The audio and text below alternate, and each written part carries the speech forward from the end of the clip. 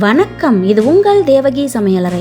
இன்னைக்கு சப்பாத்தி பூரிக்கு rich and க்ரீமியான ஒரு சைட் டிஷ் பார்க்க போகிறோம். அதுக்கு ஃபஸ்ட்டு குக்கரில் கட் பண்ண உருளைக்கிழங்கு 1/2 கப் சேர்த்துக்கிறேன். கூடவே 1/4 கப் கேரட், அடுத்ததாக 1/4 கப் பட்டாணியை ஓவர் நைட் ஊற வச்சுருக்கேன், அதையும் சேர்த்துக்கிறேன். தேவையான அளவுக்கு உப்பும் தண்ணியும் சேர்த்துட்டு 6-7 விசில் வச்சு எடுத்துக்கங்க. பட்டாணியும் உருளைக்கிழங்கும் வேகிற டைமில் பேனை ஹீட் பண்ணிவிட்டு 50 கிராம் பட்டர் சேர்த்துக்கிறேன். பட்டர் நல்லா மெல்ட் ஆனதும் 1/2 கப் வெங்காயம், இந்த அளவுக்கு இஞ்சி பூண்டு, 3/4 கப் அளவுக்கு தக்காளி. வெங்காயத்தை விட கொஞ்சம் அதிகமாக தக்காளி சேர்த்துக்கோங்க.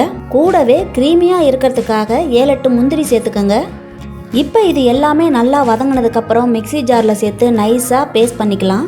எப்பவும் ஒரே மாதிரி பூரி மசால், சென்னா மசாலா அப்படின்னு செய்யாமல் இந்த மாதிரி வித்தியாசமாக க்ரீமியாக செஞ்சு கொடுத்தீங்கன்னா பசங்களுக்கு ரொம்பவே பிடிக்கும்.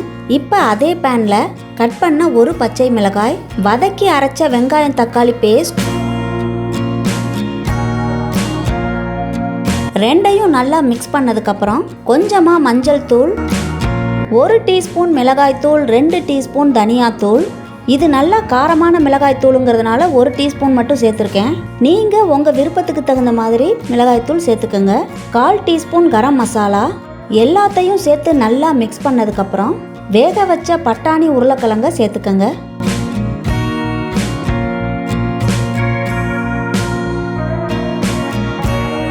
கடைசியாக அடுப்பை ஆஃப் பண்ணிவிட்டு கொஞ்சமாக கசூரி மேத்தியை சேர்த்துக்கங்க. அவ்வளோதான். இப்போ ரொம்ப டேஸ்டியான, க்ரீமியான, வித்தியாசமான பூரிக்கான சைட் டிஷ் ரெடி.